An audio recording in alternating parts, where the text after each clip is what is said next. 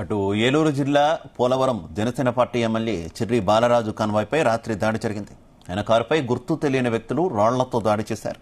MLA Balaraju బర్రికంలపాడు నుంచి జీలుగుమిల్లి వెళుతుండగా 4 రోడ్ల కూడలి వద్ద ఈ దాడి జరిగింది. దాడిలో కారు వెనుక అద్దాలు ధ్వంసమయ్యాయి. దాడి జరిగిన సమయంలో కారులో ఎమ్మెల్యే లేకపోవడంతో ప్రమాదం తప్పింది. ప్రస్తుతం ఆయన సురక్షితంగా ఉన్నారు. ఈ ఘటనను ప్రభుత్వం సీరియస్ గా తీసుకుంది. దాడి చేసిన వ్యక్తులను కనిపెట్టేందుకు పోలీసులు విచారణ ప్రారంభించారు.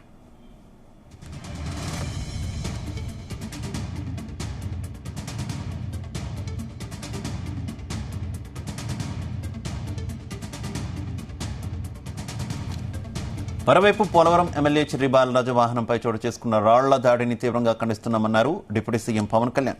కొద్దిసేపటి క్రితం బర్రికంలంపాడులోని కొందరు వ్యక్తులు ఈ దాడికి పాల్పడ్డారని, దాడి సమయంలో ఎమ్మెల్యే బాలరాజు వాహనంలో లేకపోవడం వల్ల ఎలాంటి హాని జరగలేదన్నారు.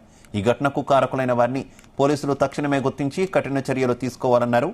ఎమ్మెల్యేపై ఇలాంటి దాడులు జరగడం దారుణమన్నారు.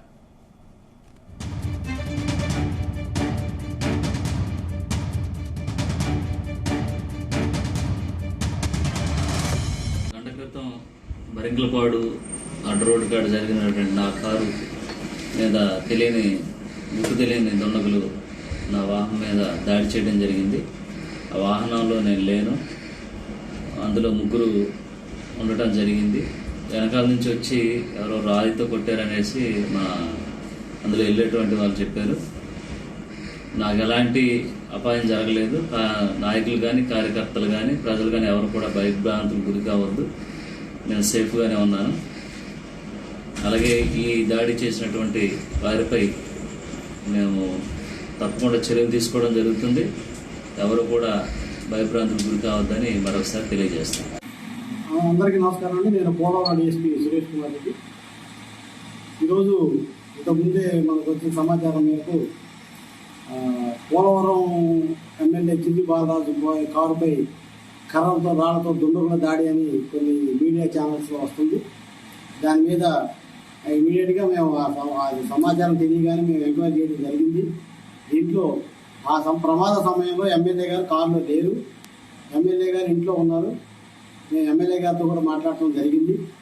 తర్వాత కారులో ఎమ్మెల్యే గారు కాకుండా వేరే ప్రైవేట్ డ్రైవరు వాళ్ళ పిఏ గారు ఎదురు కారులో వెళ్తున్నప్పుడు బరింకలపాడు ఊళ్ళో నుంచి వచ్చి మెయిన్ రోడ్లో తిరిగే టైంలో వెనకాల పెద్ద శబ్దం వచ్చినట్టుగా చెప్పారు. అప్పుడు కూడా వాళ్ళు చూసుకోలేదు. కొంచెం దూరం పోయిన తర్వాత ఆగితే కారు వెనకాల అద్దం పగిలినట్టుంది. ఆ చుట్టుపక్కల ప్రాంతాల్లో చూస్తే అక్కడ మనుషులు ఎవరు కనిపించలేదు. ఆ డ్రైవర్తో కూడా నేను మాట్లాడటం జరిగింది. ఎమ్మెల్యే గారితో కూడా మాట్లాడాము. అక్కడ ఆ మూలంలో వసతి గృహం కూడా ఒకటి ఉంది. ఈ ట్రైబల్ వెల్ఫేర్ బాలుర వసతి గృహం కూడా ఉంది. ఆ వైపు నుంచి వచ్చిందా లేదంటే వేరే వాళ్ళు ఎవరన్నా ఆ ప్రాంతంలో ఉన్నారా అనేది కూడా వెరిఫై చేస్తున్నాము. ఎమ్మెల్యే అన్ని విధాలా దర్యాప్తు చేస్తాము. ఖచ్చితంగా ఎవరన్నా అట్లాంటి ప్రమాదవశాత్తు జరిగిందా లేదంటే ఎవరన్నా ఆగంతకులు కానీ ఎవరన్నా కావాలని చేశారనేది దర్యాప్తు చేసి ఖచ్చితంగా చర్యలు తీసుకుంటాము.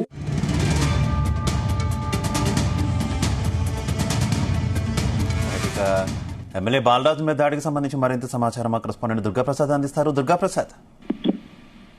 Thank you Shiva.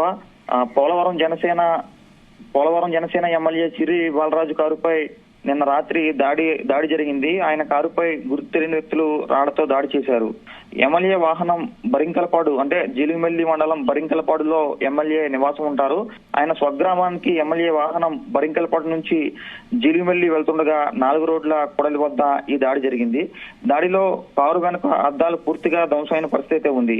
అయితే అదృష్టవశాత్తు ఆ కారులో ఎమ్మెల్యే బాలరాజు లేరు. ఆ కారులోనే ఎమ్మెల్యే ఉన్నారని భావించి దుండగులు బరింకలపాడు అడ్డ రోడ్డు వద్ద ఈ దాడి చేశారు.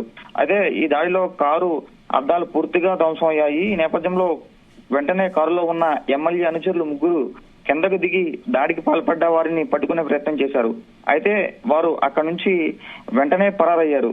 ఈ ఘటనను ఏపీ ప్రభుత్వం సీరియస్ గా తీసుకుంది. దాడి చేసిన వ్యక్తులను కనిపెట్టేందుకు పోలీసులు విచారణ ప్రారంభించారు. ఎమ్మెల్యే బాలరాజు గత వారం రోజులుగా వరద ప్రభావిత ప్రాంతాల్లో ముమ్మరంగా తిరుగుతున్నారు. బాధితులకు సహాయ కార్యక్రమాల్లో పాల్గొంటున్నారు. అయితే సోమవారం ఉదయం ఐటీడీఏ కార్యాలయంలో ఆకస్మిక తనిఖీలు చేసిన ఎమ్మెల్యే బాలరాజు డ్యూటీ సమయంలో ఫోన్ లో ఏదైతే ఐటీడీఏ లో ఉద్యోగం చేసే ఒక ఉద్యోగి ఫోన్ లో పబ్జీ గేమ్ ఆడుతూ ఎమ్మెల్యేకి కనిపించారు. దీంతో ఆ ఎమ్మెల్యే ఆ ఉద్యోగిపై ఆగ్రహం వ్యక్తం చేశారు.